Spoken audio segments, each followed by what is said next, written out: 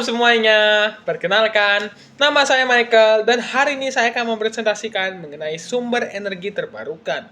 Mungkin ada dari kita yang tidak mengetahui apa sih itu energi terbarukan, kemudian apa sih manfaat daripada energi terbarukan dan apa sih contohnya? Baiklah, tanpa berlama-lama lagi, saya Michael akan menjelaskan mengenai sumber energi terbarukan. Sumber energi terbarukan merupakan sumber energi yang bisa didapatkan dari alam dan dapat kita gunakan dalam kehidupan sehari-hari dan dapat diperbarui secara terus-menerus. Dan sumber energi terbarukan ini tidak dapat merusak lingkungan dan tidak dapat menghasilkan emisi rumah kaca yang dapat menyebabkan lingkungan kita menjadi rusak dan tercemar. Kemudian, apa sih ciri-ciri daripada sumber energi terbarukan ini? Yang pertama-tama, ciri pertamanya adalah bersifat kekal. Sumber energi terbarukan ini bersifat kekal dan akan terus ada di bumi dan tidak akan pernah habis digunakan oleh manusia. Yang kedua, sumber energi terbarukan ini bersifat gratis dan dapat diperoleh oleh manusia untuk digunakan dalam kehidupannya. Dan yang ketiga adalah sumber energi terbarukan ini dapat digunakan tanpa menghasilkan polusi udara dan gas emisi rumah kaca. Kemudian, saya akan menjelaskan contoh-contoh daripada sumber energi terbarukan. Yang pertama-tama ada sumber energi terbarukan yaitu air. Seperti ini gambarnya di bagian sini. Sumber energi terbarukan air merupakan sumber energi di mana energi ini dimanfaatkan melalui bentuk-bentuk daripada air. Misalnya, seperti aliran airnya, gelombang airnya yang dapat dimanfaatkan dalam kehidupan sehari-hari. Contohnya, apa sih pemanfaatannya? Seperti penggunaan irigasi untuk mengairi sawah. Kemudian, ada penggunaan energi air untuk membangkit listrik tenaga air. Di mana energi air ini digunakan untuk membangkitkan listrik. Melalui apa? Jadi, energi air ini diubah dari energi kinetik air tersebut diubah oleh turbin. Kemudian, turbin tersebut dapat menggerakkan generator akibat adalah energi kinetik daripada air tersebut. Sehingga generator tersebut dapat menghasilkan listrik. Kemudian, contoh energi terbarukan yang kedua apa? Energi terbarukan yang kedua adalah angin. Seperti ini. Energi terbarukan angin ini merupakan sebuah energi yang berasal dari sumber-sumber angin yang kemudian digunakan dalam pemanfaatan kehidupan manusia dalam kehidupan sehari-hari. Kemudian, apa sih contoh pemanfaatannya? Contohnya, dapat digunakan untuk menggerakkan kapal, kemudian dapat digunakan untuk membangkit listrik tenaga angin. Contohnya seperti pada turbin, atau pada kincir angin yang ada pada gambar ini. Jadi, bagaimana cara kerjanya?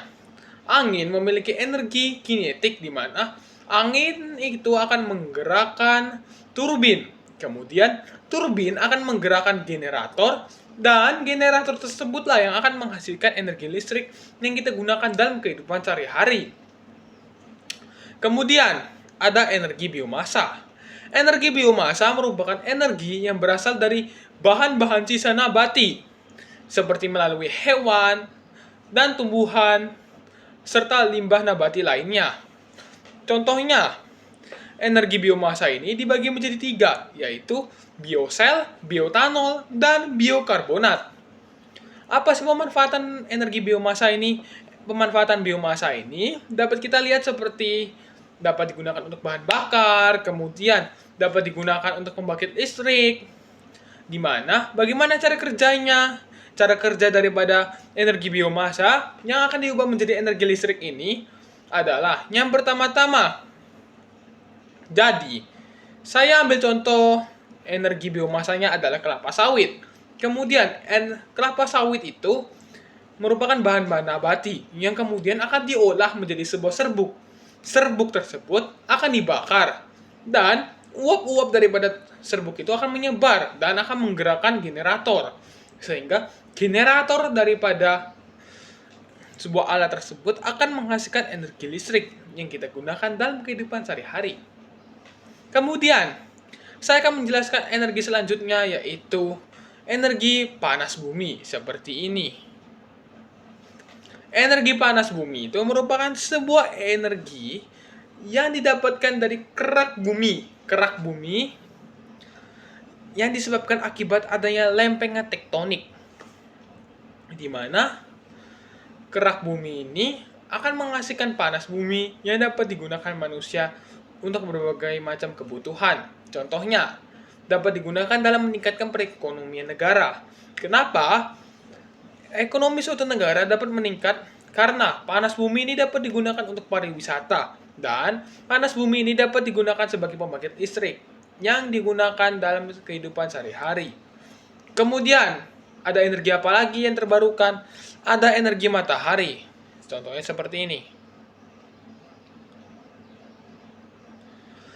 Energi matahari merupakan sebuah energi yang didapatkan dari matahari secara langsung yang berupa sinar ultraviolet yang mengandung inframerah dan gelombang sinar matahari, di mana energi matahari ini mengandung panas dan cahayanya yang dapat digunakan dalam kehidupan sehari-hari.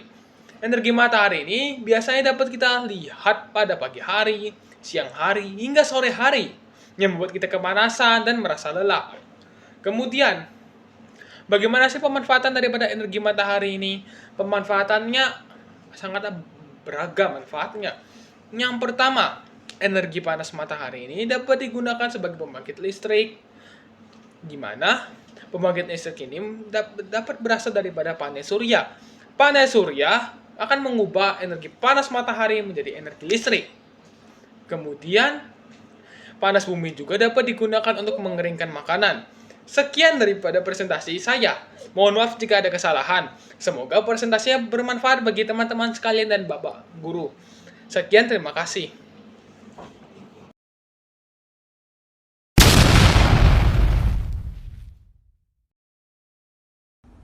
Baik, sekarang saya akan menjelaskan tentang batu bara. Nah, batu bara itu tuh apa sih? Dia tuh bisa terbuat tuh karena apa?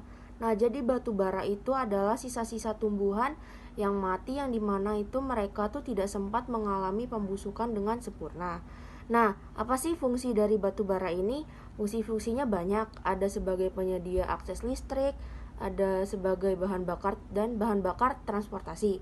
Nah, alasan kenapa batu bara ini disebut energi tak terbarukan itu tuh ialah karena batu bara ini kan berasal dari pembusukan tumbuhan yang mana mereka tidak dapat mengalami yang tidak sempat mengalami pembusukan secara sempurna.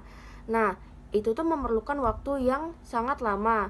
Proses pembusukannya ini dapat memakan waktu sekitar jutaan tahun dan juga persediaan tidak dapat diperbarui dalam waktu yang singkat. Baik, selanjutnya ada gas alam. Nah, gas alam itu apa? Dia itu berasal dari mana? Jadi gas alam ini adalah sumber energi yang berasal dari fosil hewan, tumbuhan, dan mikroorganisme yang terkubur di bawah tanah selama ribuan bahkan jutaan tahun. Nah, apa sih manfaat-manfaat dari gas alam ini? Manfaatnya adalah sebagai gas kota untuk kebutuhan rumah tangga. Lalu juga dapat sebagai bahan bakar seperti bahan bakar pembangkit listrik, tenaga gas atau uap. Nah, alasan kenapa gas alam ini termasuk energi tak terbarukan adalah karena apabila sumber daya tersebut sudah digunakan, akan memerlukan waktu yang sangat lama untuk menggantikannya. Lalu saya akan menjelaskan tentang biji logam. Biji logam itu sendiri ya energi tidak dapat diterbarukan dikarenakan mereka harus memiliki waktu yang cukup lama untuk memproduksinya. Mungkin bisa mencapai berpuluh tahun, beribu tahun, maupun berjuta tahun. Nah, jika biji logam timbul, itu akan berbentuk seperti batu yang besar pada kerak bumi. Lalu dapat diaksepresikan oleh manusia yang lalu dapat menyebabkan suatu konsentrasi pada geologis alami. Selanjutnya, mineral, bahan padat yang terbentuk secara alami melalui proses geologis di dalam atau di atas kerak bumi, komponen utama dari bebatuan, tetapi juga dapat ditemukan dalam bentuk kristal yang terpisah atau terendapkan dari lautan. Selanjutnya, minyak bumi, sumber daya alam berbentuk cairan yang terbentuk dari sisa-sisa organisme laut dan darat yang terkompresi dan terdekomposi selama jutaan tahun di bawah tekanan dan panas di lapisan bumi.